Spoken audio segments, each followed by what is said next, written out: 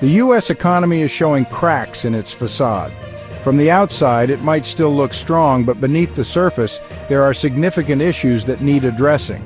The foundation is not as solid as it once was, and this is causing concern among economists and everyday citizens alike. After a period of growth, warning signs are flashing. Empty storefronts and for lease signs are becoming more common in business districts across the country. This isn't just a minor hiccup, it's a signal that something deeper is amiss. We're talking potential recession red flags. Economists are gathering, poring over data, and the consensus is troubling. The indicators they are seeing suggest that we could be heading towards a significant economic downturn, and we need to talk about it right now. The media is picking up on these signals, and people are starting to pay attention. It's crucial that we understand what's happening and why, so we can prepare and respond appropriately. But first, a quick reminder to subscribe to the channel and hit that notification bell. Staying informed is more important than ever, and your support helps us bring you the latest updates and in-depth analysis. Your support helps us keep digging deep into these critical issues. We rely on our community to keep this conversation going, and every like, share, and subscription makes a difference. Now back to the economy. Analysts are working around the clock, examining every piece of data to understand the full scope of the situation. Reports are being generated, and the findings are not encouraging. Things aren't looking so rosy. Business owners are feeling the pinch, and investors are getting nervous. The stock market is showing signs of strain, and the overall sentiment is one of caution and concern. The Atlanta Fed, those numbers nerds with their fancy models, are predicting a possible GDP contraction. This isn't just a minor blip, it's a significant indicator that the economy could be shrinking. That's economist speak, for we might be in trouble. When the experts start sounding the alarm, it's time to pay attention. The potential for a recession is real, and we need to be prepared for what comes next. One major factor dragging down the economy, it's the decline in exports. This isn't just a minor dip, it's a significant downturn that's affecting various sectors. The ripple effects are being felt across the board, from manufacturing to retail. Exports are down, way down. Factories that once buzzed with activity are now eerily quiet. Shipping docks that used to be bustling with containers are now almost deserted. The impact is visible, and it's alarming. Remember those tariffs, the ones that were supposed to be good for America? They were intended to protect domestic industries and create jobs, but the reality has been quite different. Instead of boosting the economy, they've created a host of new problems. Well, they backfired. Big time. The tariffs led to retaliatory measures from other countries, making it harder for American products to compete abroad.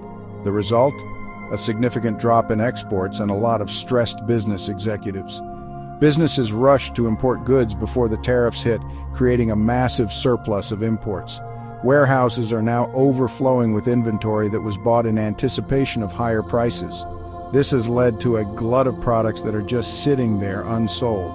Now we're stuck with a bunch of stuff we don't need and fewer places to sell the stuff we do. Retailers are struggling to move excess inventory, and manufacturers are finding it difficult to keep their production lines running. And it's not just tariffs. The global trade environment has become increasingly complex and competitive. International trade negotiations are more challenging than ever, and the uncertainty is making it difficult for businesses to plan for the future. The mighty dollar is also to blame. A strong dollar might sound like a good thing, but it has its downsides. When the dollar is strong, American goods become more expensive for foreign buyers. This makes it harder for U.S. companies to sell their products overseas. A strong dollar makes our goods more expensive overseas. This has led to a decline in demand for American products in international markets. Companies that rely on exports are feeling the pinch, and it's affecting their bottom line. So while we're busy patting ourselves on the back for our strong currency, the rest of the world is saying, no thanks, we'll shop elsewhere. Foreign consumers are turning to cheaper alternatives, and American products are being left on the shelves. The result? American businesses are left holding the bag. Small businesses, in particular, are struggling to stay afloat. Empty storefronts and closed signs are becoming a common sight. The economic landscape is shifting, and it's not looking good for the export sector. The engine of economic growth has sputtered to a halt. Private sector investment, once a bright spot in the economy, has evaporated. Businesses are holding on to their cash, hesitant to invest in an uncertain future. Can you blame them? With trade wars looming and a volatile political landscape, businesses are playing it safe. But this lack of investment has serious consequences. It stifles innovation, hinders job creation, and ultimately slows down the entire economy. Remember that feeling of economic optimism, that sense that things were looking up? Yeah, that's gone. Consumer confidence has plummeted like a lead balloon. People are worried about the future, and for good reason. Inflation is eating away at their paychecks, the job market feels shaky, and the constant drumbeat of negative economic news is enough to make anyone reach for the antacids. This lack of confidence translates into less spending, which further weakens the economy. Section 5. A K-shaped recovery. Spending disparities deepen the divide. The term K-shaped recovery has become a buzzword in economic discussions. But what does it really mean? Essentially, it describes a scenario where different segments of the economy recover at different rates, leading to a widening gap between the wealthy and the less fortunate. Remember when they said the economy was recovering? Headlines were filled with optimistic projections and hopeful statistics. But beneath the surface, a different story was unfolding. Well, they forgot to mention it was a K-shaped recovery. This means that while some sectors and individuals are bouncing back and even thriving, others are left behind, struggling more than ever. That means the rich are getting richer, while everyone else is struggling to stay afloat. The affluent are enjoying increased wealth, investing in stocks, real estate, and luxury goods, while the rest are grappling with job losses, reduced income, and mounting debts. The top 10% of earners are responsible for half of all consumer spending. Their ability to spend freely on high-end products and services fuels certain parts of the economy, creating an illusion of overall prosperity. Meanwhile, the bottom 90% are tightening their belts. They are cutting back on non-essential expenses, shopping at discount stores, and constantly worrying about how to make ends meet. This growing disparity in spending is, honestly, a recipe for disaster. It exacerbates social tensions and economic instability, making it harder for the majority to achieve financial security. It undermines the very fabric of our society and creates an economy that works for the few, not the many. If left unchecked, this divide could lead to increased social unrest and a breakdown in community cohesion. Addressing these disparities is crucial for building a more equitable and sustainable future for all. Section 6. The inflation inferno, prices soar as purchasing power plummets. Inflation, the word on everyone's lips and the bane of every budget. Prices are soaring faster than a SpaceX rocket, while our purchasing power evaporates like water in the desert. That's right, folks, the cost of everything from groceries to gas to housing is skyrocketing. And what are we getting in return? Not much.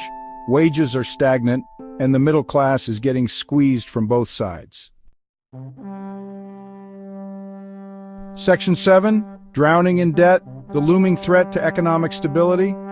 Remember that national credit card we've been racking up? The one with the ever-growing balance? Yeah, about that. Our national debt is a ticking time bomb, and the clock is ticking faster than ever. Every year we borrow more money to pay for our spending habits, and every year the interest payments grow larger. This unsustainable cycle threatens our economic future and leaves us vulnerable to future crises. Section 8. The Trump Effect, a legacy of economic uncertainty. Let's talk about the elephant in the room, Trump's economic policies. While he may claim to be the greatest jobs president ever, the reality is far more complicated. His trade wars have disrupted global supply chains and increased costs for businesses and consumers alike. His tax cuts, while benefiting the wealthy, have done little to boost wages or create jobs for the middle class. And his deregulation efforts have prioritized corporate profits over environmental protection and consumer safety. Section 9. Conclusion. Navigating the uncertain waters ahead. The U.S. We can continue down the path of unsustainable debt, rising inequality, and economic instability, or we can choose a different path. A path that invests in education, infrastructure, and innovation. A path that protects our environment, a path that creates an economy that works for everyone, not just the privileged few. The choice is ours. And remember to like and subscribe.